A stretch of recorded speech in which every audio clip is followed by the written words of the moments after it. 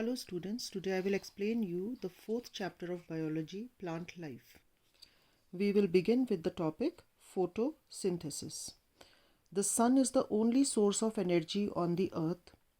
Green plants, also called as primary producers, trap solar energy by the process of photosynthesis.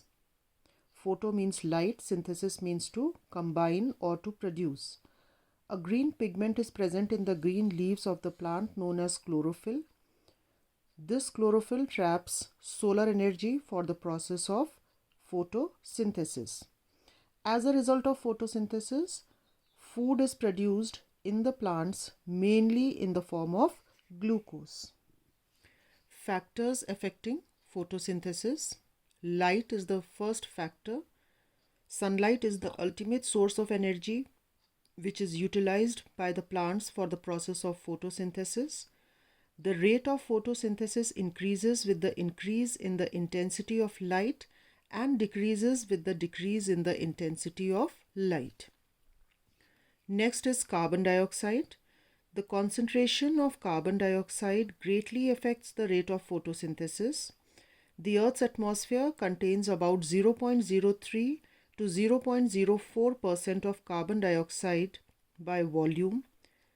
An increase in carbon dioxide content up to 1% also increases the rate of photosynthesis. Water. Water is an important factor for the process of photosynthesis. However, the actual water which is absorbed by the plants use less than 1% of that water for photosynthesis. Lack of water results in drying of leaves, which forces the leaves to close the stomata in order to save water. Chlorophyll, as I told you, it is a green color pigment found in the green leaves of the plants. It is essential for the process of photosynthesis as it absorbs sunlight during the process. Photosynthesis does not occur in the absence of chlorophyll. Now we come to significance of photosynthesis. The first significance is photosynthesis enables green plants to prepare their own food, and they use this plant for their own growth, and even other organisms like human beings depend on green plants for their food. Fossil fuels such as coal, petroleum, natural gas are formed due to decomposition of dead plants and animal bodies.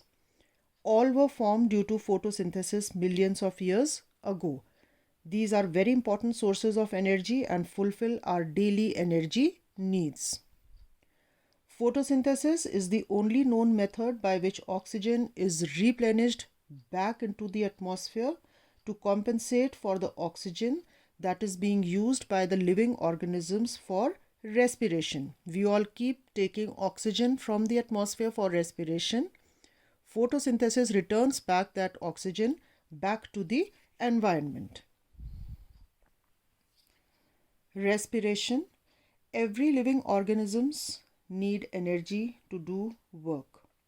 We get this energy from the food we obtain from the plants and animals. All living organisms, including plants, derive energy for their survival through a chain of chemical reactions. This process of extracting energy from the food is called respiration.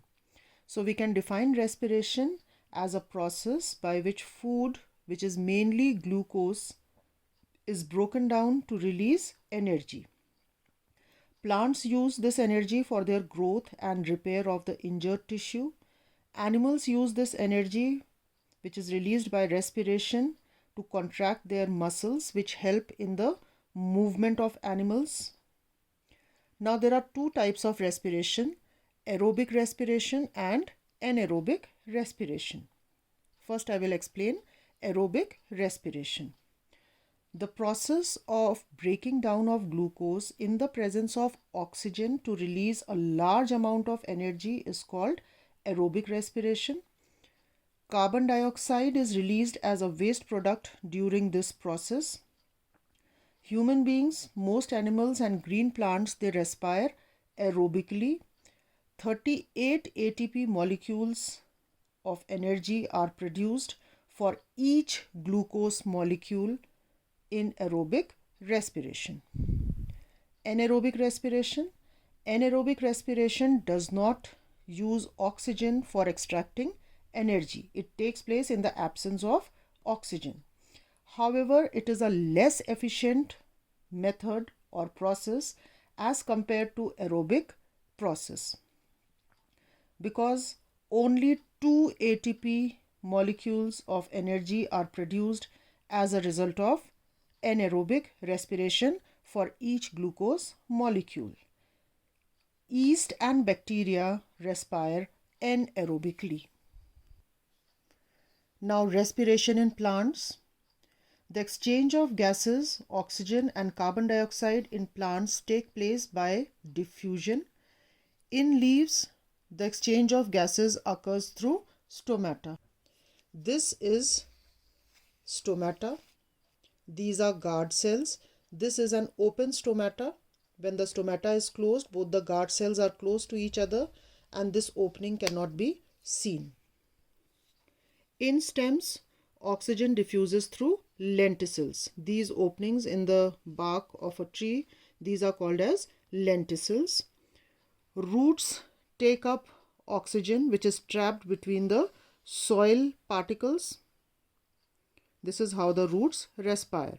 That is the reason why we should not overwater the plants, because water will fill in these air spaces between the soil particles and the roots cannot breathe.